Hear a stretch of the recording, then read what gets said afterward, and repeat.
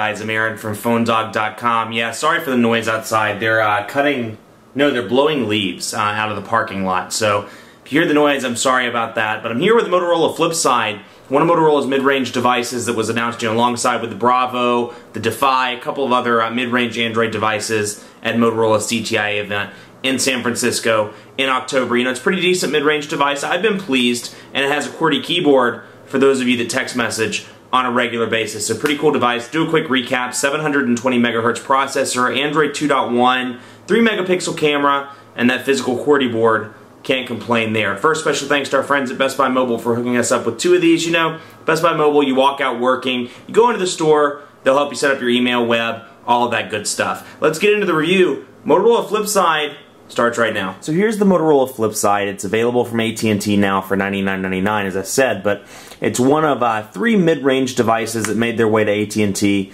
as a result of Motorola's CTIA event in San Francisco. The Flip Out, the Flip Out, which is $79, the Flipside, which is $99.99, and then the Bravo, which is kind of the highest tier of the mid-range devices at $129.99. So, you know, some decent mid-range options on AT&T now if that's what you're looking for. Obviously, this isn't intended to compete, nor can it compete with, you know, the Captivate, the Vibrant, other high-end devices. But for somebody looking for a messaging device, you know, this could be where it's at. Let me adjust that light so it doesn't blind us as we're looking at the this. Anyway, you know, physical QWERTY keyboard, which is a nice touch. So for those that message on a regular basis, it's a great device.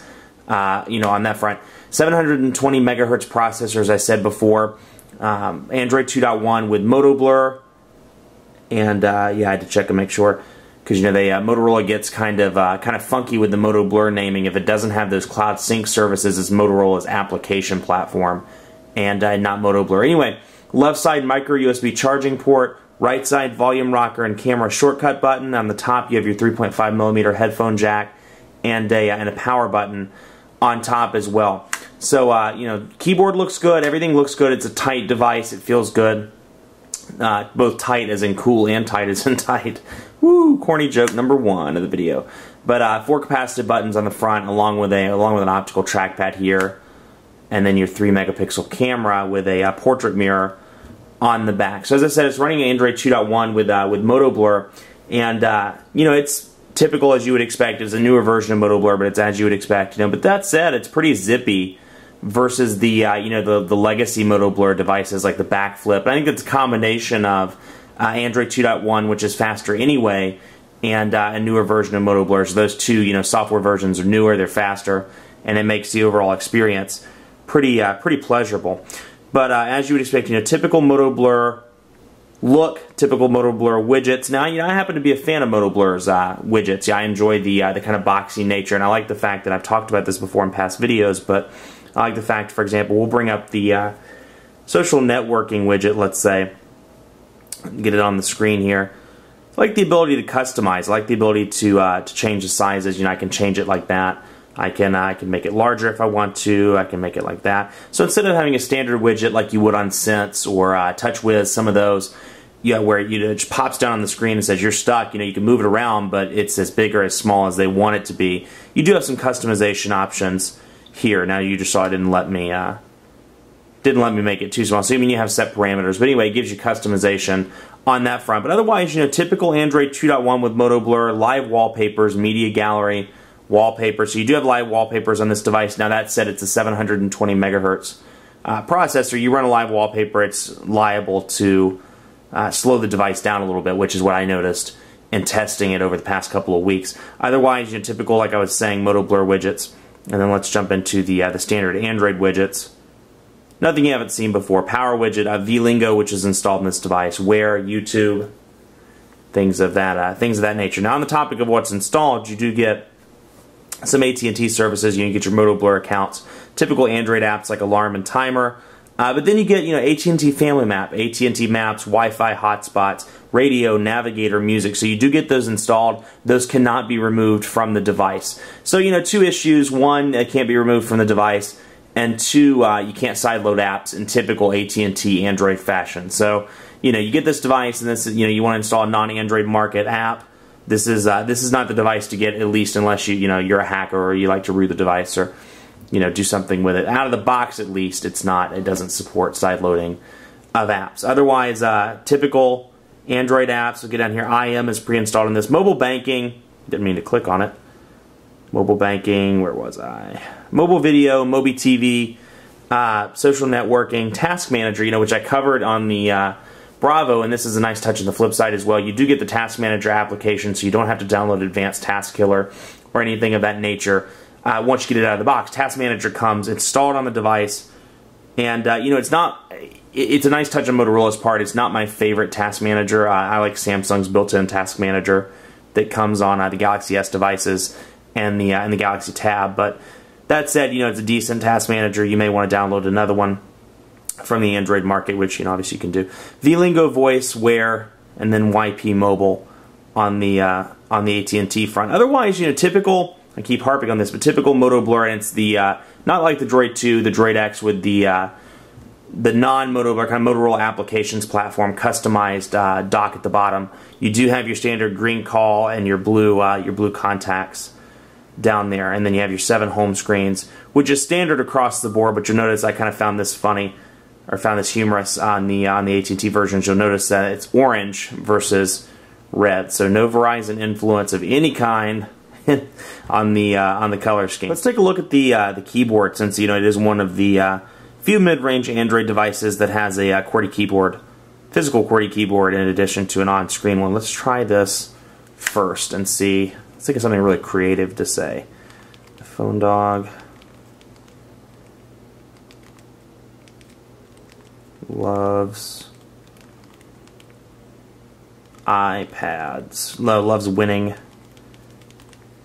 iPads. The phone dog loves winning iPads, and it makes it happy. So, you know, shameless plug for our 100 iPad big game sweepstakes we're doing on Facebook. But phone dog loves winning iPads, and it makes it happy. You'll notice on the keyboard, D-pad over here on the right side. Okay, so the buttons are a little bit out of place if you're used to a typical QWERTY layout. Now that's at, you know, like Q and A versus kind of being angled. They're right below each other. It took me a little bit of time to get used to that because you're kind of shifted to the left when you're typing. But otherwise, you know, the keys are large. They're tactile. The travel's pretty good. And I don't know if you can see it in the camera, but they're raised keys as well, slightly raised in the middle. So, you know, nice and large, tactile. They feel good. You know, I can see somebody that text messages regularly or even emails to consider purchasing something like this because the keyboard is very good. On screen, you know, it's a smaller display. The on-screen keyboard isn't bad by any means, and it's one of my favorite on-screen Android keyboards, the Motorola Multitouch keyboard. You can see there, Multitouch. But, you know, it's a smaller display, but if I had to pick any QWERTY keyboard to have, any virtual QWERTY keyboard, it would be this one. So, you know. So even though I made some spelling errors, you can see it auto-corrected easily. And you can use that in portrait or in landscape mode. You know, on topic of that, let's go into, or not really on topic of that, but it sounded like a good transition. Let's go into Gmail and take a look. And let's set up an email, because I want to show you what it looks like. Old man McTweety. And I'll type in password. Let's see here. 35. Okay. And we'll let that sign in. Now while it's doing that, let's get. Well, actually, it signed in pretty quickly. So why does it keep? I didn't mean to open mobile banking. Apparently, it really wants me to go to the bank. Let's see here. So you see, you know, it's Android 2.1, and, you know, we've reviewed a lot of Android 2.2 devices, so there's some changes, some reverse changes to Gmail, you know. Notably, you'll notice, let's open up the Buzz email. You'll notice that instead of that header staying at the top, regardless of where I'm scrolling like it does on 2.2, it goes up and stays up. You know, it doesn't stay at the top like it does in the 2.2 version of Gmail. So little things like that, but you can still add multiple Gmail accounts, so still a nice change from 1.5 and 1.6. So if you're coming from something like the backflip, this is a nice upgrade on the software front and on the hardware front as well. Let's take a look at the contacts just to get a quick idea. And you know, I have my 2 contacts here. Old man McTweety's in there. And you can see typical Moto Blur layout where you can scroll to the left and see history, scroll to the right, and see you can add social networking and view updates there. But then you have the option to call or message from the contacts. Phone-wise, you know, again, across the board, very similar. Now, this is the full-on Moto Blur, so this isn't something like the like what the Droid X and the Droid 2 have.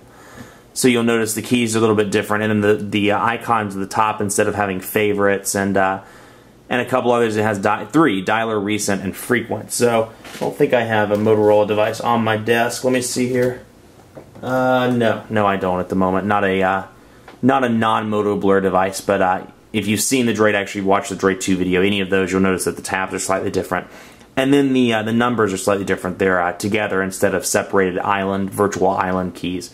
Now at the bottom you have search by contact, your voice dial and call, and then frequent calls. When you call somebody, obviously frequently, it appears here, and then your recent calls. So, you know, it's a full-on Moto Blur experience. That's exactly what it looks like on the Devour, on the Backflip, and some of the other devices that are full Moto Blur devices. Actually, here you go. I just pulled up the Citrus and forgot the Citrus. Even though it looks and feels just like Moto Blur, you can see the icons are the same. Because it doesn't have that cloud syncing service, the Blur, it is not considered a Moto Blur device. It's a Motorola Applications Platform. But you can see, to my point that I was talking about a second ago, the tabs at the top, dialer, recent, and frequent, whereas on a non-Moto Blur device, the Droid X, the Droid 2, some that, you know, the ones that have the Applications Platform, you'll see there's 4: the dialer, recent, contacts, and favorites. So to my point, that's the point I was trying to make. You know, I have to give Motorola some credit with Moto Blur, because like Sense and like TouchWiz, I think it makes the overall user experience a little bit easier for somebody that's coming from a feature phone or coming from a non-Android device and they're migrating over as a, you know, maybe a first-time smartphone buyer or something of that nature. I think it's a far easier and better experience for them than vanilla Android. So, you know, it's Moto Blur's decent, and like I said, on these devices, it's gotten faster to the point where I can actually recommend it as a carrier or manufacturer-installed overlay like Sense and TouchWiz, whereas before, you know, on the Devour, on the Backflip, some of those 1.5 and 1.6 devices, I just couldn't recommend it, you know, very easily, because it was just laggy and stuttery, and it kind of bloated the device down to an extent, you know. Otherwise, I think it's a very clean very clean user interface now. Although, you know, I'm noticing just scrolling through, I think AT&T has cut out some of the stuff that you would see on a typical Moto Blur device, like files or like some of the programs that come pre-installed. I don't see it on the Flipside, so that could be a frustration. May not be. I mean, depends on, you know, if you're a first-time buyer or if you're, you know, buying it as a previous Android user. So depends on the person buying. Let's take a look at the Android market. You know, this is running Android 2.1, so it doesn't have some of the features that come with 2.2, like automatic app updating and separation. You know, just general user interface things like separating the comments. And you'll see. Let's just open up an app, for example, Evernote, and you can see, you know, if it was Android 2.2, it would separate the description here and comments. It would have 2 separate tabs at the top. You don't get that. You don't get automatic updating. So if I downloaded Evernote and 2 days from now there was an update, you know, I could set it to automatically update on 2.2, whereas I can't with 2.1. Minor things, you know, again, it's all dependent on perspective. If you're coming from 2.2, you're going to notice it right away. If you're migrating up from 1.5, 1.6, or a new, you know, you're a new buyer, not a big deal at all. It's likely not something you'll notice. Now you can see I'm using the Optical Trackpad here. And, you know, overall for me it was pretty responsive, but, you know, I noticed, you know, occasionally it just seems kind of laggy. You can see here, scroll up 1, 2, 3, and it jumps like 10 different, you know, so for me at least, I was still learning how to, or still am learning how to adjust my, my scroll to make sure it scrolls 1 and not like 12 in the Android market. You can see, you know, I scroll up, whoops, I scroll up, it went down 1. I scroll down again, goes down 4. So it's just, you know, I'm still learning, and I mean, maybe it's me, maybe it's the trackpad, but it's a very careful combination of making sure you scroll just the same amount to make sure you scroll down to 1. Seems kind of erratic to me. So you know, it could be this device, could be the Flipside as a whole, or it could be just user error, but it seems very erratic.